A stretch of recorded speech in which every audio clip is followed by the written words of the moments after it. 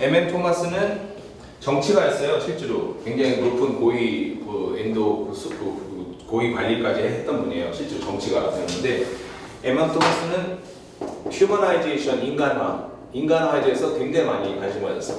휴머나이제이션. 그러면서 코이노니아에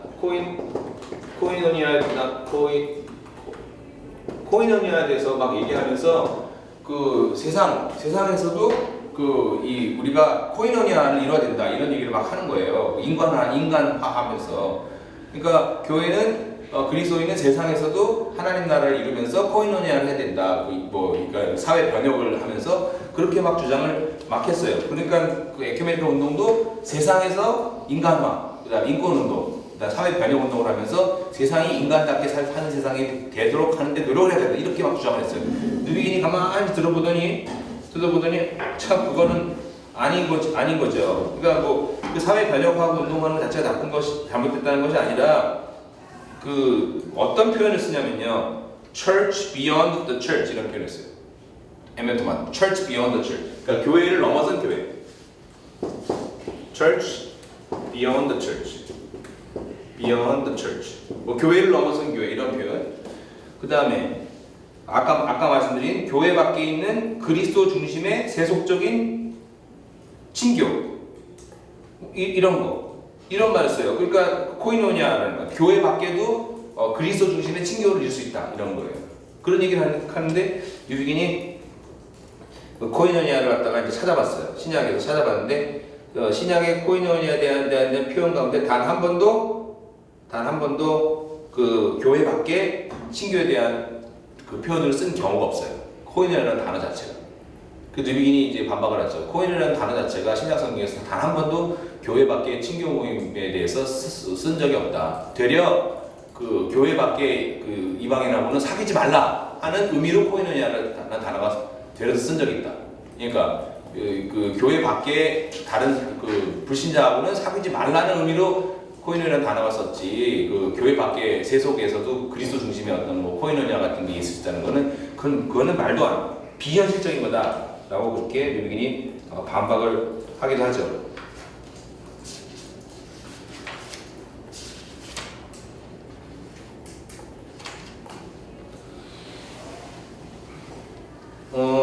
교회 밖에 하나님의 해방시키는 은총으로 인해서 신인류를 만들 수 있다 이런 얘기를 해요. 신인류, New Humanity.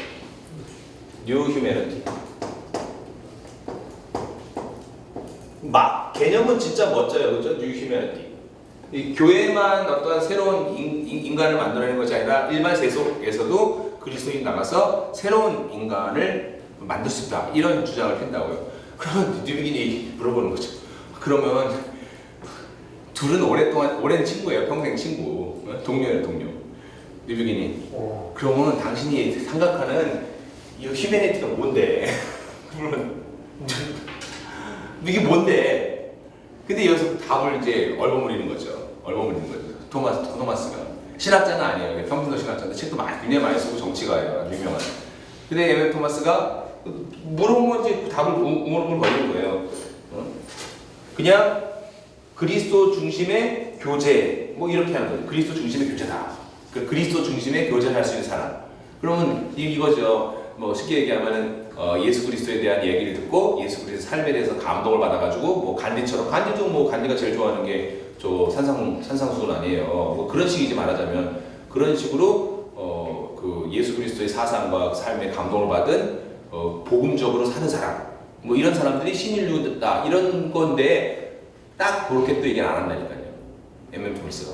그렇게 되면 교회로부터 완전히 또 나가는 거 아니야. 그러니까 아주 교묘하게, 어떻게 보면 진짜 교묘하게 정치적으로, 그건 그렇게는 아닌데, 어쨌든 추구하는 방향이 이제 교회의 가치는 그런 건 아니다라고 이렇게 얘기를 하는 거예요.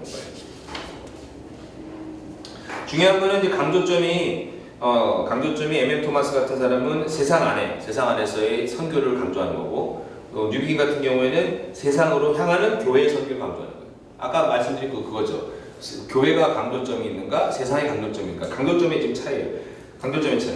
뉴비긴이 이제 이렇게 뭐 그리스도 중심의 세상 안에서의 교제에 대해서 뉴비긴은 사회학적으로도 그거는 비현실적이다 이렇게 sociologically unrealistic. 사회학적으로도 그건 말이 안 된다. 현실적으로 어떻게 그런 이 무리가 만들어질 수 있냐? 그거는 당신이 그냥 이상으로만 얘기하는 거지 실질적으로 불가능하다. 사실 이거는 이제 MFM사 정치가들은 정치적인 수사죠. 말하자면.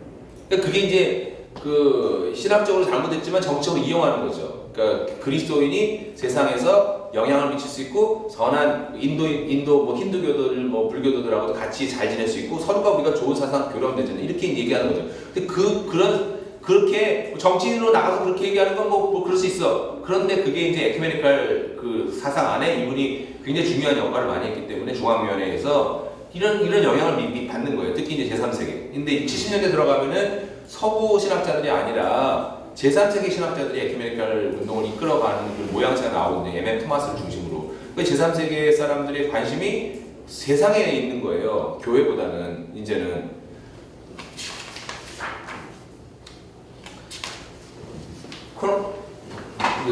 코널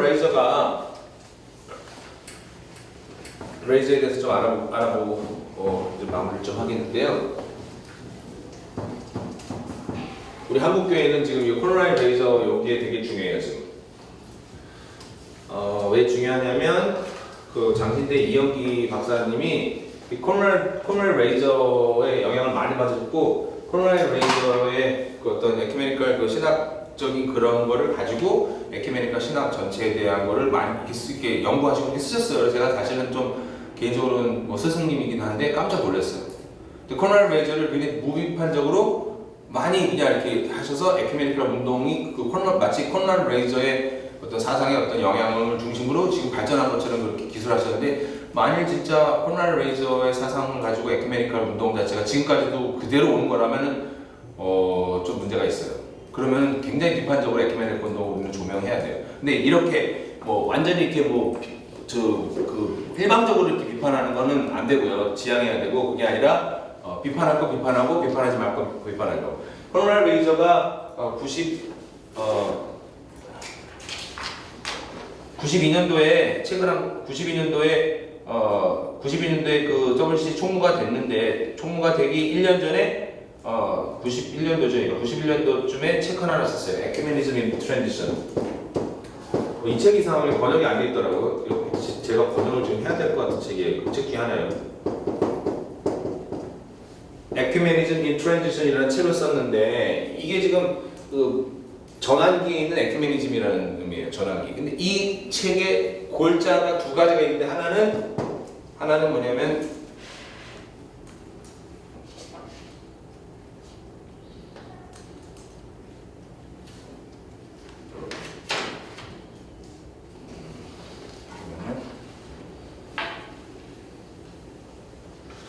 여기서 코널 레이저가 패러다임 시프트 우리가 잘 아는 패러다임 시프트를 얘기하는데 클래식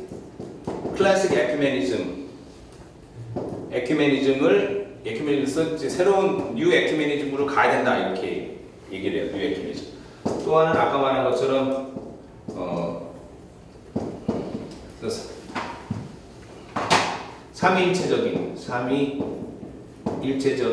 일체적, 그다음에 성령 중심적,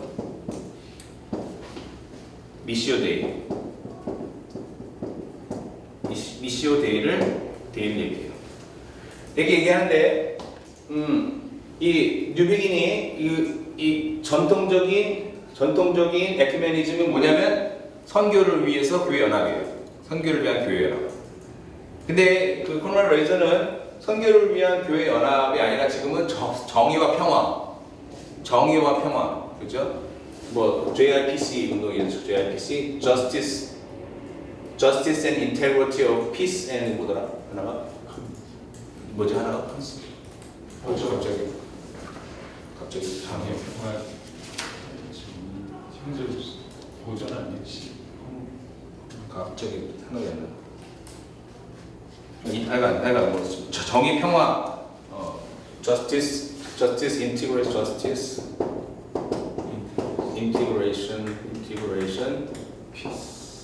peace. 어이 뭐 볼까? 적으면 갑자기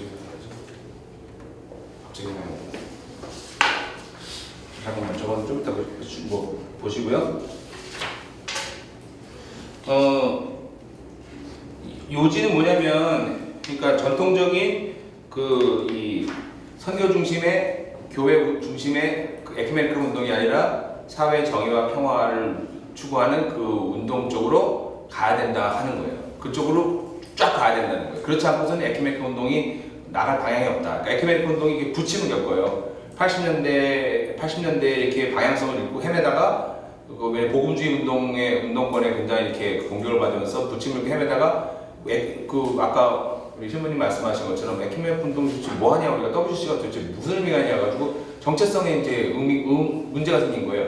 그랬더니 이 코널 라이저가 에큐메니컬 운동의 방향성은 교회 중심의 어떤 선교를 위한 연합이 아니라 사회 정의와 평화 실천을 위한 그런 쪽으로 가야 된다라고 이렇게 주장을 한 거예요. 그게 이제 에큐메니컬의 비전이다.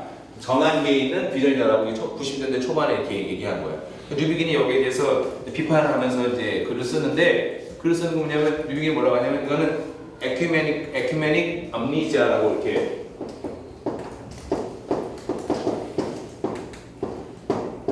이런 표현을 써요. 암니지아는 뭐냐면 이제 기억상실증이죠. 기억상실증. 에큐메닉 암니지아. 에큐메니컬 암니지아. 에큐메니컬 암니지아. 그러니까 에큐메니컬 운동에 대해서 지금 기억이 상실했다는 거죠. 그러니까 에큐메니컬 운동 가졌던 원래 그 비전과 그 원래 가졌던 스피릿 자체를 다 상실하고, 코널 레이저가 자기 정치적으로 WCC가 가야 할 방향에 대해서 이 책을 쓰면서 그 다음에 총무가 됐는데, 그 자체가 지금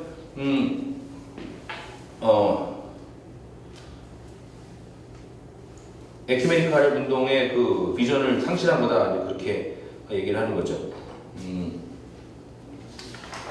여기서 지금 마이클 고인이 이 코널 레이저에 대해서 그 평가하는 글을 쓰는데, 그래서 뉴비긴과 코널 레이저의 다른 점에서 얘기했는데, 교회론, 그 다음에 교회의 사명에 대해서, 그다음 미시오 데이터 다르다. 그러니까 지금 교회론, 그다음에 선교, 교회 사명 선교, 그다음에 미시오 데이에 대해서 다른 생각을 갖는 거예요. 다른 생각. 그러니까 에큐메니컬 운동이 이거에 대해서 다른 생각을 갖고 있다는 것을 지금 비판을. 그러면서 아까 말씀드렸던 그 삼일체적인 미시오 데이를 얘기하는데, 삼일체적인 미시오 데이에서 뉴비긴은 그렇게 얘기하죠. 아니 그런 식으로 성령론 중심으로 그렇게 얘기한다 하는데, 영에 대해서 얘기할 거면 믿지 못할 영들 많다고 사도 바울이 얘기했다. 그렇게 얘기하죠. 성령에 대해서 얘기하면서 뭐 아무거나 다 뭐 그 성령 역사하신 거다 얘기하는데, 성령은 예수 그리스도 중심으로 할 때 이해할 수 있는 거지 아무나 할 때. 그런데 사실은 이거 필리오케 논쟁, 동방교회는 필리오케를 반대하죠. 서방교회는 필리오케를 채택하고, 필리오케라는 거는 이제 아들 성부와 아들이 같이 성령을 보내는 거로 그렇게 이해하는 거고, 동방교회는 아버지가 보내는 거로 그렇게 이해하는 거잖아요. 뭐 한 끝발 차이인 것 같지만 그게 차이가 많이 나는 게, 서방교회 전통은 그 기독론이 굉장히 강한 전통이고, 동방교회 전통은 아버지 성부 그것이 그 전통이 강하고, 성령의 그 매개하시는 그것을 굉장히 강하게 하고, 그러니까 삼위일체 하나님을 굉장히 좀 균등하게 보는 그런 게 굉장히 강한 게 그건데, 이 코널 라이저가 성령론적인 그것을 얘기하면서 기독론이 약화되면서 이거 돼요. 그러니까 뉴비 얘기하는 건 이렇게 얘기하는 건 좋단 말이지, 성령의 중심으로 하는 거. 그러나 기독론을 약화시키면서 이 삼일체적인 그런 어떤 그 미시오데이를 얘기하는 거는 결국에 가서는 우리의 신앙의 본질을 잃어버린 거다, 이제 그렇게 반박을 하면서 하죠.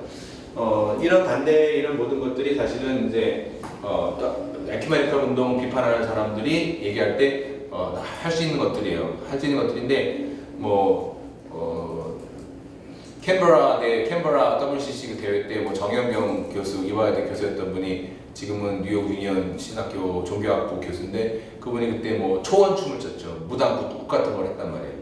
그리고 그거 말고도 몇 번 더 그런 사건들이 있었어요. 그 에큐메니컬 모임에서 마치 푸닥거리 하는 것 같은 그런 그 형태의 예배 같은 게 있었다고. 그런 것이 있었는데, 그 문제는 그런 것 자체가 에큐메니컬 운동권에 안에 있는 모든 교단이나 모든 사람들이 찬성하고 좋아하는 거 아니라 그게 해프닝으로 이렇게 벌어진 거거든요. 사실 어떤 면에서는. 그러니까 이현부 교수도 그거에 대해서 잘못했다고 분명히 얘기하고 있고, 그 에큐메니컬 안에 있는 분들도 그건 잘못된 거고 지나치게 간 거다고 얘기하고 그렇지만 그렇게 잘못된 그런 모습들 자체를 그냥 완전 이단시하면서 그렇게 정죄하고 그러지는 않죠. 에큐메니컬 안에서는 그 부분이 분명 우리 나갈 방향은 아니지만 그냥 해프닝으로 그냥 그럴 수 있다. 어떻게 저런 사람을 했을까 뭐 이 정도지. 그걸 가지고 완전히 뭐 에큐메니컬 전체가 다 잘못했다 그렇게 얘기하지는 않거든요. 근데 이제 반대하시는 입장에서는 뭐 그런 하나하나 건수 하나 나올 때마다 전부가 다 이단이 돼버리는 거예요. 전부가 다. 그러니까 그거는 전 잘못된 거예요. 잘못된 어떤 그 신학자들이나 잘못된 성명이나 잘못된 것들에 대해서 비판하는 건 옳지만 뉴비긴이 이렇게 하고 있잖아요. 뉴비긴이 M.M. 토마스나 호널 라이저나 이런 사람들에 대해서 계속 비판하면서 이렇게 92년도부터 93년도에 비판한 거니까 거의 뭐 할아버지 때 뉴비긴이 지금 비판하고 싸운 거예요. 그러니까 실제로 이제 뉴비긴이 거의 마지막 돌아가기 전까지 계속 에큐메니컬 진영에 대해서 애정을 가지고 잘못된 것에 대해서 계속 그 얘기를 했거든요. 그러니까 제가 드리고 싶은 말씀은 잘못된 걸 지적하는 건 좋지만 합리적으로 또 정당하게 또 공평하게 그렇게 해야 된다는 거죠. 공평하게. 그리고 주장 자체가 내가 아는 것만이 진리고 상대방의 진리가 아니라는 그런 굉장히 아주 독선적인 그런 쪽으로 가는 거는 진리수호도 아니에요. 여기 보면 뭐 진리수호로 얘기해요. 교회 하나됨은 교리 하나됨보다 중요한 게 아니다. 이렇게 나가는데 그건 아니죠. 교회 하나됨이 굉장히 중요한 거지만 교리의 하나됨도 중요한 거다. 뭐 이렇게 말하면 괜찮은데 하나를 얻기 위해서 하나를 포기하자는 거예요. 그러니까 교회 분열은 그냥 너무 정상적인 거다. 이런 얘기예요. 사실은 교회 분열은. 왜냐하면 교회 분열이라는 것 자체가 분열이 아니라 실제로 비가시적인 교회가 있기 때문에 비가시적인 교회에서는 우리가 하나 돼 있다는데 그러면 그럼 천국에 가서도 그러면 뭐 비가시적인 교회를 우리가 다 할 수 있나? 이 땅에서 천국을 우리가 경험하기 위해서 애쓰고 천국을 실현하기 위해서 애써야 되는 거 아닌가요, 사실? 이 땅에서 그걸 실현하기 위해서 애쓰면서 그 시행착오를 통해서 우리가 하나님 나라가 어떤 건가 아는 거지. 뭐 천국에 가서 뭐 경험할 것이다. 천국에 가면 그야말로 더 부끄러울 것 같은데요. 천국에 가면 하나님이 이게 분열된 교회와 자기의 교리를 막 주장하면서 막 그 싸움박질한 거에 대해서 굉장히 부끄럽게 하나님이 보실 것 같은데 제 생각에는. 그러니까 분열된 상태를 합리화하는 거는 굉장히 부끄러운 거죠. 에큐메니컬 운동의 초창기 때 이 에큐메니컬 운동이 나온 가장 큰 이유는 이 서구 교회, 선교의 가장 큰 문제는 교회 분열로부터 나온 거예요. 특히 개신교의 그 분열된 개신교들이 교파 중심의 선교를 한 것으로 인해서 왜냐하면 서구 제국주의 자체가 각 나라마다 이렇게 개신교별로 또 나눠져 있잖아요. 개신교별로 다 나라가. 그렇죠. 화랑 같은 경우에는 더치, 캘비니즘이고, 영국 같은 건 성공회고, 그다음에 그다음에 어디는 다 이렇게 있잖아요. 그러니까 다 이 종교와 이 제국주의가 다 연결되면서 다 이렇게 선교회가 되고 선교가 됐기 때문에 그 선교의 역사 자체의 그 결과물들을 볼 때 이 교회 분열된 것이 너무나 이 열매에서 너무나 부끄러운 것이 많다는 것을 뼈저리게 느끼고 나서 이 에큐메니컬 운동이 일어난 거거든요. 근데 그 에큐메니컬 운동이 일어난 그 전체 자체를 부인하는 거예요. 근데 에큐메니컬 운동을 일으킨 그런 사람들이 그러면은 보수적인 사람이고 보험적인 거야. 다 모든 전 세계 서구 기독교 선교 운동가들이 함께 시작했는데 그것이 지금 잘못된 방향으로 갔을 때 비판하는 사람들이 계속 나왔단 말이죠. 그러면 계속 비판하면서 이것이 바로 길로 가도록 그렇게 하면 되는 거지. 그거를 갖다가 에큐메니컬 운동의 뿌리가 에딘버러 선교대회 그런데 에딘버러 선교대회는 그럼 그것도 이단들이 모인 건가요? 그건 아니잖아요. 그죠? 그러니까 그래서 그 정도로 하겠습니다. 혹시 뭐 질문 있거나 앞으로 나올 내용일 수도 있겠지만 제가 그때가 느끼기에 잘 알지 못하는 상황에서 저 그룹이 계속 싸우는 것 같아요. 예, 현실 속에서 우리교회 옆에 교회하고 연합 이게 다른 교회 다니는 사람은 그리스도인이 아니에요. 형제 같잖아. 기업의 것들이 어떻게 뉴비긴의 이 교회 연합이라고 하는 그 생각들이 적용되고 실현됐는데 그러니까 그게 이제 저도 이제 한국 와가지고 제가 어느 이제 어느 교회를 갔어요. 그 교회 원래 기도원이었다가 이제 교회가 됐어요. 남양주에 있는데 뭐 저희 부모님이 40년 전에 이렇게 알고 지냈던 기도 많이 하는 이제 은사 있는 권사님인데 그 권사님이 약간 굉장히 신용사가 굉장히 뭐 강하시고 그래가지고 많은 사람이 병고 치료받았는데 산 하나를 어떤 고위 공무원이 준 거예요. 권사님이 돈을 안 받겠다 하니까 나 기도원 할 수 있게끔 장소를 하나 해주세요. 그랬더니 그분이 산을 하나, 옛날 남양주 뭐 저쪽 강릉 주니까 완전 시골이 깡촌에다가 산 하나 해줬는데 이제 지금 완전히 뭐 거기 신도시 막 들어서고 있죠. 근데 거기 이제 아들이 7명 자녀 중에 3명인가가 목사님 됐어요. 교단도 좀 달라요. 성결교 목사, 총신종 목사님 이렇게 3명 목사님인데 그 아들 한 분이 거기 이제 기도원이 이제 교회가 돼가지고 목회를 하는데 제가 놀란 거는 부모님이 이제 그 권사님 오랜만에 이제 40년 만에 어떻게 연락이 돼가지고 찾아뵀는데 그 교회 딱 갔더니 뒤에 뭐가 있는 줄 아세요? WCC는 이단이다. 그 총신개통에서 만든 거예요. 교단 차원에서 완전 책자를 만들어가지고 교단 소속 교회 보호방. 어제도 제가 우리 장신대에서 수업을 하는데 그 목사님 대구에서 평촌에서 목회하는 목사님이더라고요. 자기 교회에 한번 와서 3가지를 왔었는데 왔다가 이제 안 온대. 그러면서 전화를 한 게 제가 통합직 교단인지 모르고 왔어요. 통합직 교육은 이제 WCG 관계된 거라서 자기는 이제 안 간다고 그러고 딱 온 거예요. 그러니까 이게 지금 사실은 뜬구름 잡는 것 같지만 굉장히 우리는 현실적인 거예요. 조금만 경험해보면. 그래서 제가 딱 보고 정말 깜짝 놀랐다니까요. 저희 아버님이 뭐 영락교회 장로님이기도 하지만 장로님이었으면서 그거 보더니 나한테 데려보러 WCG가 진짜 문제가 많나? 그 통합직 장로님들조차도 흔들리고 막 그래요. 그러니까 통합직 목사님도 그때 WCG 할 때 광주에 있는 어느 목사님 막 반대하고 피켓팅하고 막 그래가지고 저기 막 저거 먹었지 정직 노예에서 당신이 그런 거는 뭐 개인적으로 이해할 수 있을지 모르지만 교인들 다 끌고 와가지고 부산에 가가지고 막 피켓팅하고 총회하고 있는데 그건 너무하지 않냐 그래가지고 노예에서 징계 먹고 막 그런 일이 있었거든요. 뭐 총신 같았으면 징계가 아니라 아마 추겨시켰을 거야. 근데 통합은 그래도 점잖아. 그냥 3개월 한 정직인가 뭐 잠깐 뭐 쉬게 하고 그 정도로 끝났는데. 근데 어쨌든 그럼 총신 쪽에서는 좋아하잖아. 네? 요런 WCC 반대 주주가 총신 쪽에서 총신이죠. 네, 나와서. 총신이 왜냐면 다른 교단은 좀 작잖아요. 합심도 교회가 수가 좀 작은 편이고 대신도 뭐 많이 작고 지금 뭐 백석이랑 또 들어갔는 합쳐졌으니까. 근데 백석은 또 색깔이 이렇게 막 섞여 있어가지고 아마 백석 같은 경우는 되게 정치적이기 때문에 나중에는 아마 KNCC 들어올라갈 수도 있어요. 그게 색깔이 되게 막 섞여 있거든요. 많이 섞여 있거든요.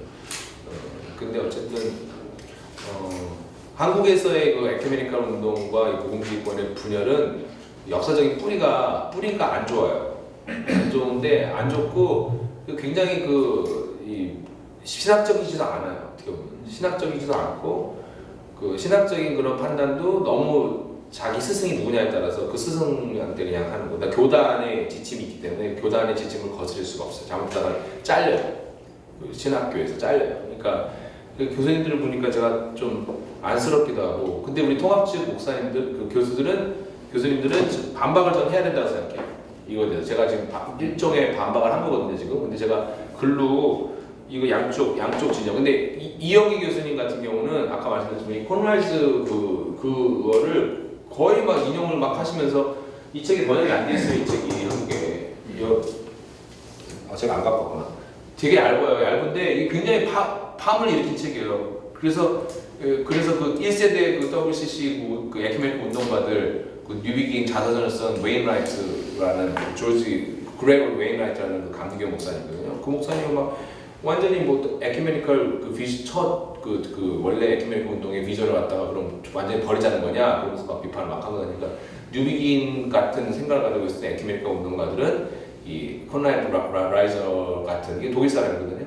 이런 어떤 에큐메니컬 운동에 대해서 딱 브레이크를 건다고요.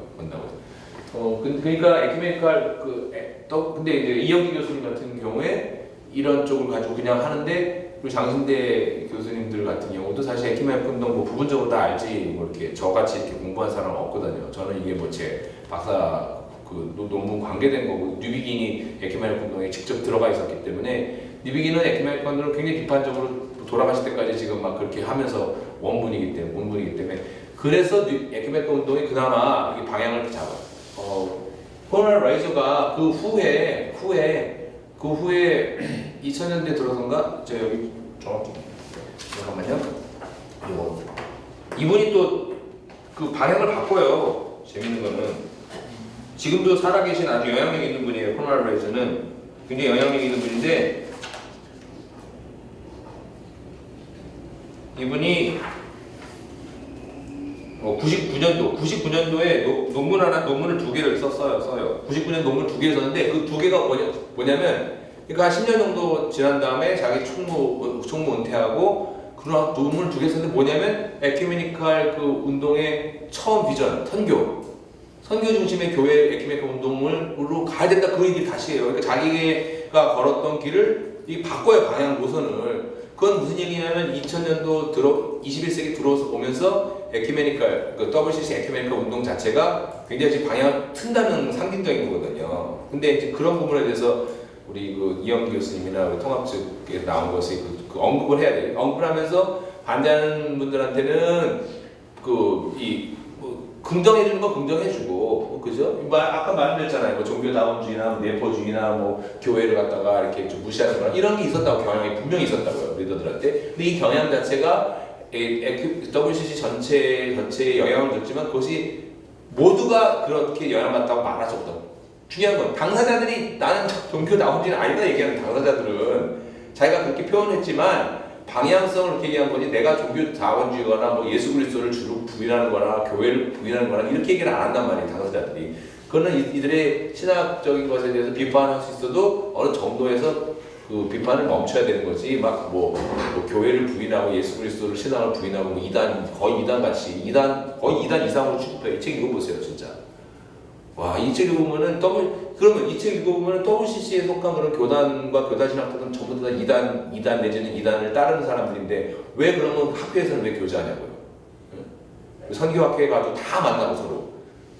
그다음에 구약학회, 신학학회, 자기네 그 내부 그룹에서 다 만나가지고 뭐 형으로 뭐 대학 뭐 선후배 관계 다 연결돼갖고 뭐 형 뭐 이러고 다니면서 왜 이렇게 비이성적인 말리도 안 되는 그런 그 얘기를 쓰냐고요, 책으로. 이거는 정말 서양 사람들이 보면 이건 있을 수도 없는 그런 글이에요. 이런 글들은 있을 수도 없는 글이에요, 진짜. 이거 만약에 영어로 번역되고 나면은 진짜 정말 창피하지, 창피해. 소비자 중심적인. 그렇지, 이거 소비자 중심적인 거지. 이거는 그 WCC 반대하는 그 교회들한테 이거 유인물로 딱 보내는 이건 완전 정치적인 선동물이에요. 그러니까 이건 우리가 신학은 정치적인 선동에 대해서 안 되잖아요. 근데 사실은 뉴비긴이 이 에큐메니컬 운동가들을 비판할 때 정치적인 선동가라고 비판한 거예요, 말하자면. 당신들이 지금 교회를 이렇게 무시하고 에큐메니컬 운동을 해가지고 이렇게 뭔가를 해보려고 하는데 내가 볼 때는 선동가, 이건 정치적인 그런 거지. 그래서 1세대 에큐메니컬 운동가들은 선교사였고 목사였는데 2세대 에큐메니컬 운동가들은 정치가들이에요, 이 사람들이. 문제가. 목회 현장이나 선교 현장에 있어서는 아니에요. 그래서 지금도 사실 에큐메니컬 운동은 기구가 계속 줄어들죠. 왜냐? 교회가 후원 안 한다고요, 지금. 이렇게 기구 중심적인 어떤 운동은 동력 자체가 약화되잖아요, 원래가. 이게 반대 측면에 있는 사람으로서 그냥 이런 생각을 하는 거예요. 그냥 아까 조미료 하면 미원하듯이 에큐메니컬 운동 자체가 WCC로 대변되는 것처럼 이렇게 받아들인다고요. 그게 아니죠, 사실. 그렇죠. 그러니까 에큐메니컬 운동이 필요하다는 것, 특별히 선교를 위해서 필요하다는 것은 공감하는데 WCC가 지금까지 가져왔던 여러 가지 뭐 어떤 학자들은 아니겠지만은 그래도 우리에게 가져왔던 인상들은 저런 아까 종교다원주의나 내포주의나 이런 것들에 대해서 계속 가져왔기 때문에 왜 이 WCC를 가지고 더 붙잡고 있을 필요가 뭐가 있냐는 거죠. 그냥 이게 한국교회 연합을 위해서 WCC를 내려놓고 한국교회에서 저 에큐메니컬이라는 말 자체도 용어도 그 오해를 가져오면 다른 번역된 단어를 가지고 교회 연합을 추구하는 것이 좋겠다. 한기총이랄지 뭐 한교연, 뭐 KCC, KLC는 다를지 모르겠지만 이쪽은 좀 정치 일단 같잖아요. 그렇게 예, 선교를 위한 연합 이걸 실제로 구현해내는 방법이나 이런 대안들이 사실은 필요한 것 같아요. 그러니까 그 보수 교단에서 연합하지 않자는 것은 아닌 것 같아요. 그래서 지금 사실 위험성 때문에 막 이렇게 너무 조심하다 보고 또 조심하려다 잘못하면 또 이제 특히 학자들 같은 경우는 잘못 걸리면 이제 뭐 그 이상 못하기 때문에. 저는 두 가지 정도 좀 질문이 하나는 일단 이건 1세계의 선교 에큐메니칼 운동 이 WCC가 아닌가. 우리는 사실 1세계일까 2세계일까 이런 우리는 거의 3세대죠 지금. 네. 1세대, 2세대에서 3세대인데 1세대의 에큐메니컬 1세대가 1세계 아 1세계, 제1세계 서구권의 그 에큐메니칼 틀이라는 생각이 좀 들고요. 그런 그렇죠. 의미에서 맞아요. 보면은 지금 그 성령 운동하는 사람들은 1900년대 초에 시작했는데 지금 거의 5억 가까이 됐었죠. 그러니까 거기가 사실은 이렇게 그리스도 중심적인 것에서 삼위일체 중심적으로 바뀐다 하지만 사실은 성령 중심적인 카운슬인데 그런 변화들이 이런 논제에 사실 영향을 좀 미치진 않았을까 하는 생각도 좀 해요. 많이 미쳤죠. 네. 뉴비긴이 네. 그 교회란 무엇인가 하나님의 집이라는 그 책에서 이제 마지막 챕터 쪽에 이제 그 에큐메니칼 운동의 전망을 하면서 성령 오순절 성령 운동 그 세력 자체가 그 당시만 해도 50년대니까 아직은 잘 그 접하기 힘든 그런 때인데 그때 벌써 성령 운동이 에큐메니칼 운동을 이끌어가는 그 세력이 될 거다, 돼야 된다. 그렇게 거의 예언자적으로 얘기를 하거든요. 뉴비긴이. 그러면은 그러니까 실제로 삼위일체적이고 그러니까 성령 중심적인 선교 운동에 대해서 뉴비긴은 반대하지 않았다는 전혀 안 하죠. 방언하는 것까지도 그 괜찮다고 봐요. 토론토 블레싱까지도 뉴비긴은 뭐 괜찮을 수 있다까지 했네 본인이. 자기 안에 이런 십자가 체험들이 있기 때문에. 그렇죠. 체험적인 신앙이 기본이 됐기 때문에. 근데 근데 패러다임 시프트 얘기했던 콘라드 레이저가 이거 얘기한 거는 동방교회 그 성령론을 영향을 받아가지고 이렇게 한 거예요. 그런데 아까 우리 목사님 모시기 전에 말씀드렸지만 이 에큐메니칼 반대하는 이 WCC 에큐메니칼 운동 반대하는 이 책들에서 특히 문병호 교수님 책에서 그 동방교회 신학을 거의 이단시해요. 그러니까 아주 정말 충격적인 거야 사실은. 지금 서구 신학, 특히 교회론을 얘기할 때는 동방교 신학을 빼면 얘기를 못 하거든요. 지금 볼프강 울프라든지 울프 교수라든지 아니면 교회론에 대한 얘기하는 사람은 다 일단 동방교회 신학으로 들어가야지 그 얘기가 나와. 왜냐 공동체, 강력적인 공동체, 그 다음에 성령, 그 다음에 체험적인 거, 신비적인 거, 이거 다 얘기하거든요. 그러니까 그 동방교회 영성에 대해서 그 이해가 없고 공부가 없고 그러면은 교회론, 현대 교회론을 사실 지금 얘기하기도 어려운 상황인데 여기서는 지금 칼빈의 그 교회론만 교회론이야 지금. 저희 칼빈의 교회론만 중요하게 생각하고 또 어떤 분이 영국의 킹 제임스 버전만 중요한 성경을 얘기하는 건 똑같은 거죠. 거의 제가 볼 때는 그래요. 지금 교리가 중요하다고 얘기하는 것 자체가 카톨릭 교회 교리도 있고 동방교회 교리도 있고 우리도 있고 그 다음에 침례교회 교리도 있고 많잖아요 다양히. 침례교회는 사실 교리가 없죠. 교리가 없는 상황 안에서 그것이 교리가 같이 된 거잖아요. 그다음에 아미시나 메노나이트 같은 데도 나름대로 그 교리가 없는 것 자체가 교리거든요. 퀘이커 교도나 이런데. 그러면 그런 데는 다 그럼 이단이 되는 거예요. 이런 잣대를 가져가면. 그러니까 교리 자체가 뉴비긴은 교리를 굉장히 중요하게 여기는 사람이에요. 그 신학 자체. 왜냐하면 뉴비긴이 생각하는 교리는 도구마인데 도구마 자체가 뭐냐면 내가 믿는 바를 이 신학적으로 표현한 거거든요. 그러니까 그 부분이 굉장히 뉴비긴은 중요하게 여기는데 내가 믿는 바를 신학적으로 표현하는 것 자체가 내가 믿는 거를 표현한 것만 맞다라고 가면은 그게 이제 도그마티즘이 되는 거거든요. 그러니까 도그마티즘과 도그마는 완전 구분해야 되는데 제가 볼 때 여기 나오는 그런 거는 도그마티즘이야 이거는.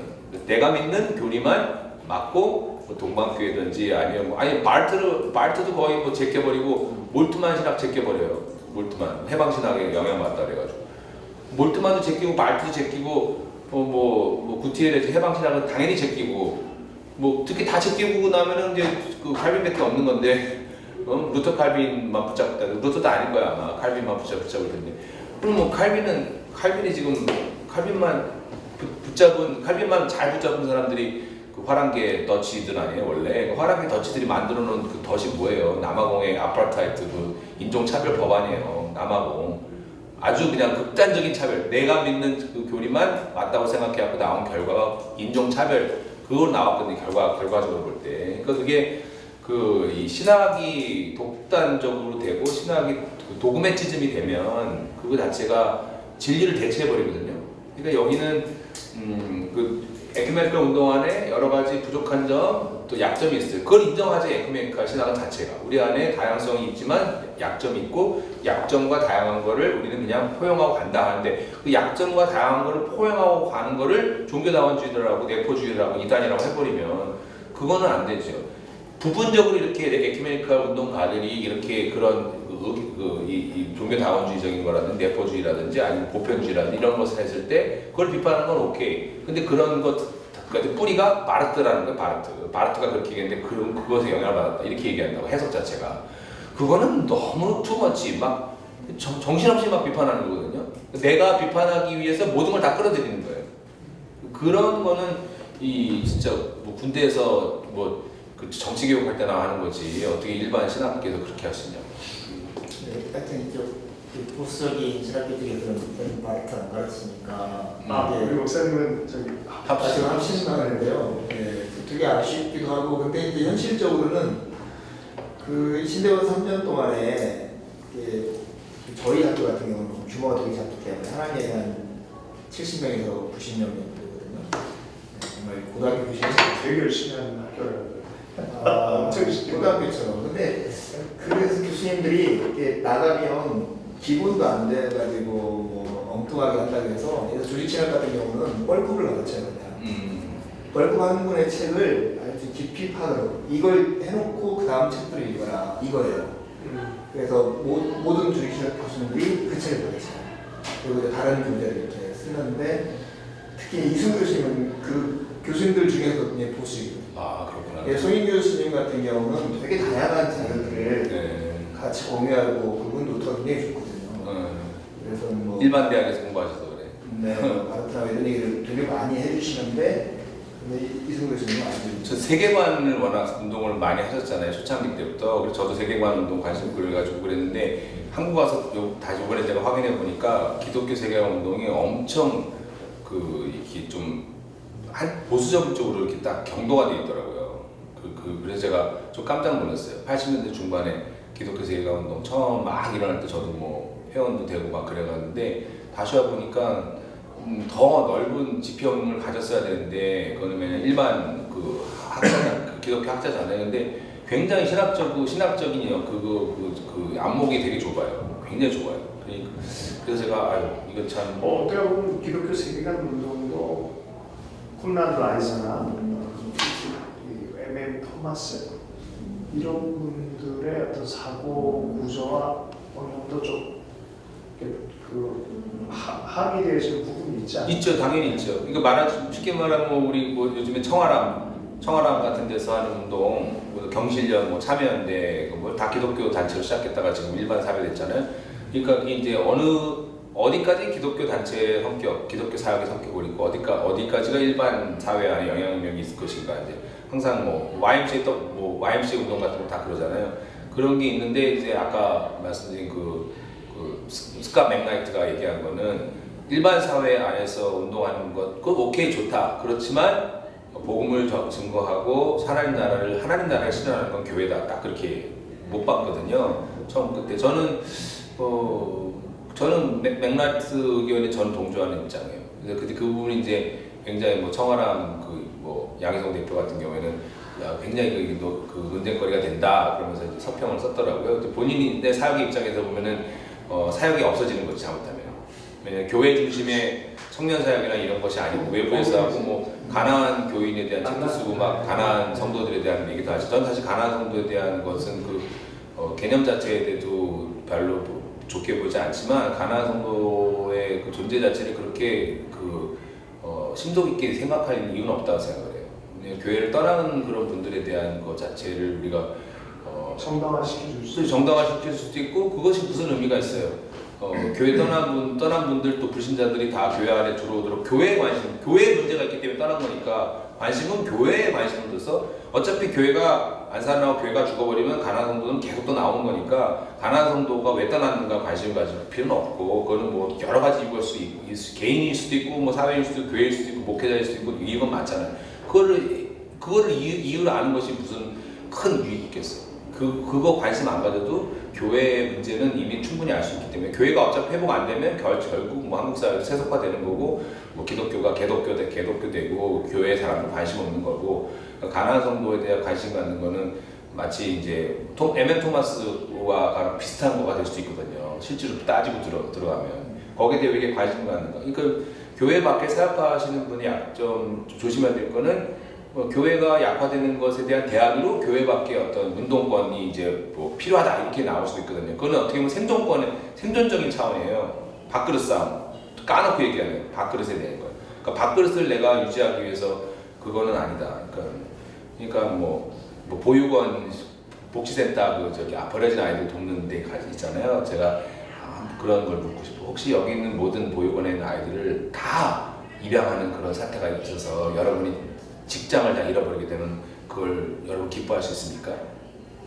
그런 질문을 꼭 하고 싶어요. 가끔씩. 왜냐하면 리버렌 목사님이 계산해 봤더니 미국에 있는 그리스도인 가정이 전부 다 버려진 아이를 다 입양을 하면 미국에 있는 복지시설에 있는 아이들이 하나도 없어져요. 숫자가 몇만 명 되는데 미국에 있는 전 교인들이 하나. 그래갖고 리버렌 목사의 세르베 교회는 실제로 500가정이 입양을 했어요. 실제로 결단하고 매년 결단하면서 지금 이 고아 입양하는 거 아주 운동하거든요. 리버렌 세르베 교회가 뭐 여러 가지 비판도 있고 그러지만 실제로 이제 사회 변혁의 중심에 교회가 하려고 굉장히 많이 해요.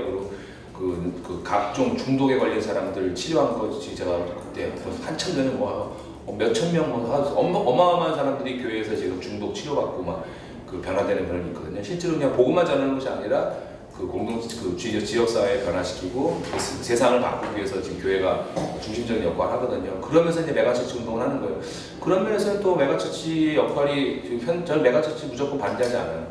제가 신광훈 목사님 메가처치 비판 주책 다 읽었는데 다 맞는 말인데 뭐 목사님도 고백하지만 다 맞는 말인데 so what?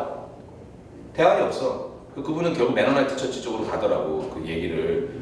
그리고 얘기하는 저는 그거는 메가처치 왜냐 현대의 어떤 문명 메가처치 큰 거를 좋아하는 현대인을 신랄하게 자크엘러를 가지고 비판하면서 이제 메가처치를 막 발가벗겨 버려요. 근데 현대 문명이 메가를 좋아하는 거고 그게 이 시대의 조류라면 세속화 신학을 만약에 좋은 쪽으로 세속화 과정을 뉴빅이 찬성했잖아요. 그것이 만약에 현재 세속화의 의미라면 저는 그렇잖아요. 우리가 백화점 가서 쌍박한 백화점 가는 거 좋아하고 코스코 가는 거 좋아하고 그런 거 누가 구멍가게 안 가잖아요.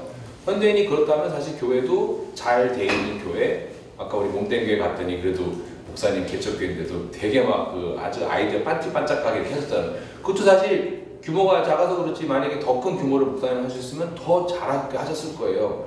저는 사랑의 교회 서초동 교회 만든 거 교회 자체 만든 거 저는 반대하지 않아요. 사실은 제 개인적으로는. 과정 자체가 잘못된 거지. 만일 오정현 목사님이 그런 문제를 안 일으키고 교회 그렇게 했었으면요, 아이고, 진짜 영웅 됐을 거야 아마. 한국을 이끌어가는 차세대 교회고 서초 성전은 온갖 사람들 붐비고 온갖 대회를 다 열고 진짜 한국 교회 예루살렘 펀던 됐을 거라고 진짜. 오정현 목사님의 거짓말과 그런 것 때문에 지금 서초 성전까지 그냥 도매국 넘어간 거지. 성전에 관한 모든 소송은 다 이겼잖아요, 교회가. 불법한 거 그런 거 다 없는 거로. 그러니까 교회 규모 이런 거 자체에서도 저는 이렇게 세르벳 교회 지금 멀티처치 하거든요. 지금 16개인가 지금 멀티처치예요 주변에. 그럼 세르벳 교회는 좋은 영향을 미치는 교회 우리 만들겠다는 거야. 주변 교회가 못 만들면 우리가 교회 계속 개척해가지고 우리 똑같은 교회를 만들겠다는 거야. 저는 멀티처치 그런 식의 멀티처치라면은 맥도날드 스타벅스 만드는 그런 다른 교회를 다 죽이는 것이 아니라 다른 교회에서 굉장히 많은 일을 해요. 세르베 교회가 굉장히 많은 일을 섬기면서 그렇지만 우리 교회의 사역 자체도 멈추지 않겠다 이거거든요. 그렇게 양쪽 방향을 잡고 가면은 그것도 나쁘진 않다 저는 그렇게 생각해요.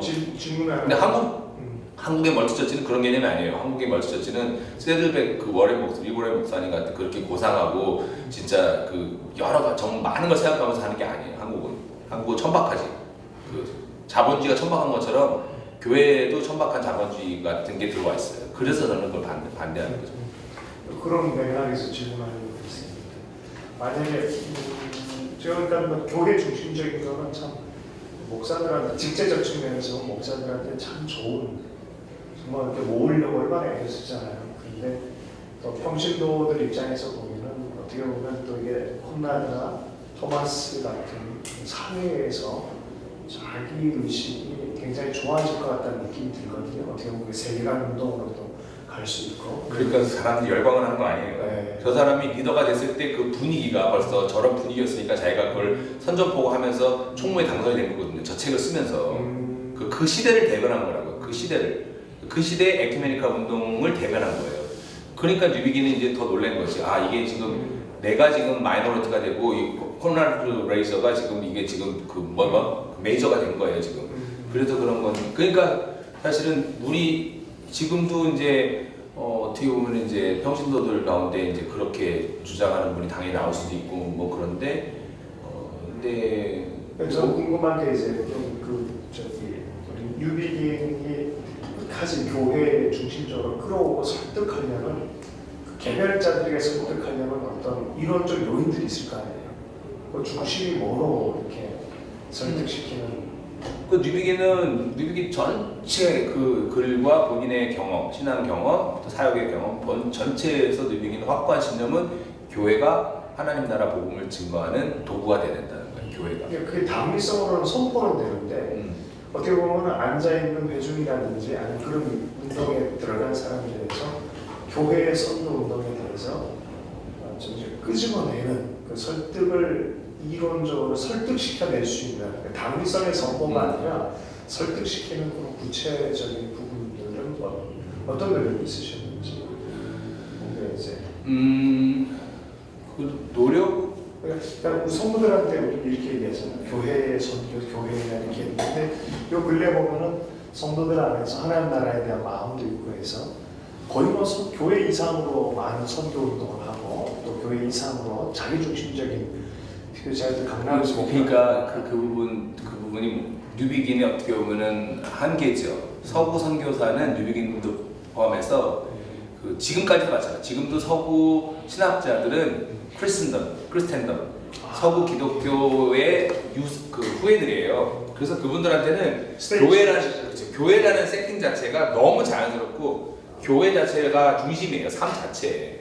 근데 그렇기 때문에 뭐 호에켄다이크나 이렇게 뭐 코나르 레이저나 뭐 M.M. 토마스 같은 사람들, 뭐 인도 사람이긴 하지만 이 인도 사람이 그렇게 얘기하는 건 또 이해가 가지만 사실 인도조차도 영국에서 200년 이상 벌써 통치다 받으면서 인도 안에서 기독교인이라는 거는 벌써 완전 기독교 왕국 안에 자라는 거예요.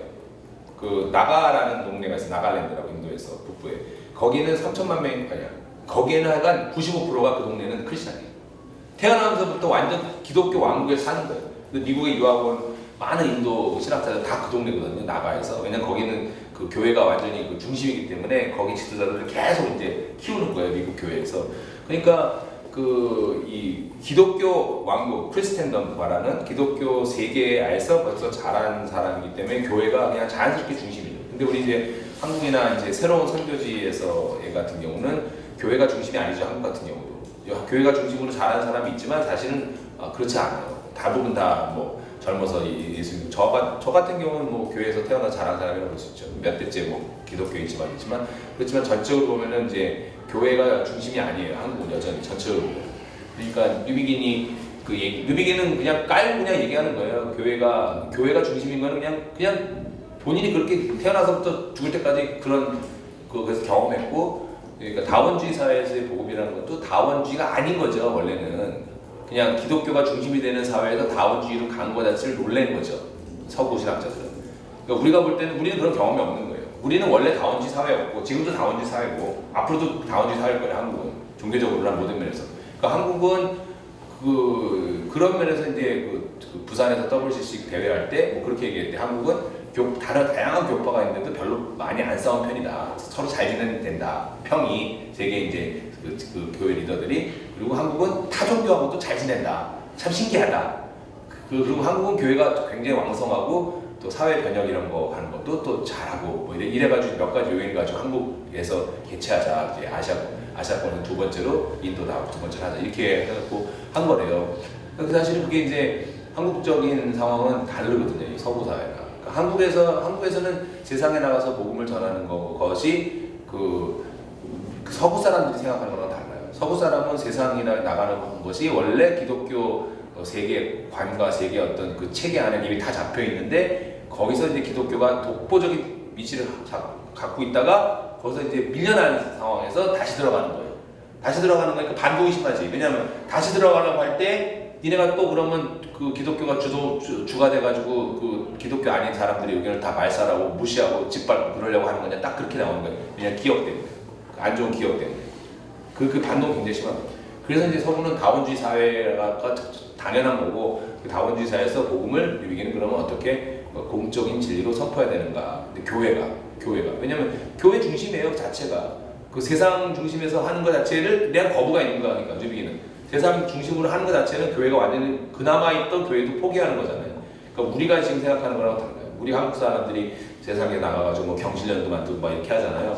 뭐 이런 거는 누비기는 상상도 할 수 없는 거지 사실. 크리스찬이 교회 밖에서 새로운 어떤 운동을 하는 거를 근데 M.F. 토마스가 생각하는 건 달라요. 우리는 M.F. 토마스 생각하는 거는 그냥 비그리스도인하고도 다 같이 그 그리스도의 마음으로 하자는데 우리는 그게 아니지. 우리는 나는 크리스찬이고 그리스도의 마음으로 하지만 저 사람은 불교 신자니까 그냥 같이 그렇지만 선한 일을 위해서 그냥 같이 간다 이거잖아요. 우리는 상대방한테 뭐 그게 아니고 근데 M.F. 토마스 같은 거 재밌는 게 복음을 그냥 삶 속에서 전하고 그 사람이 힌두교인이지만 그리스도의 마음을 가지고 할 수 있지 않느냐 이렇게 그 되게 특이하죠. 우리는 그런 생각 자체는 못할 텐데 그만큼 기독교 중심적으로 인도 사람을 보는 거예요. M.F. 토마스가. 그러니까 뉴비기는 그 말이 안 돼. 현실적으로 그거는 불가능하지 않느냐. 어떻게 힌두교인이 그리스도의 마음으로 너 도대체 뭘 얘기하는 거냐 그런 거지.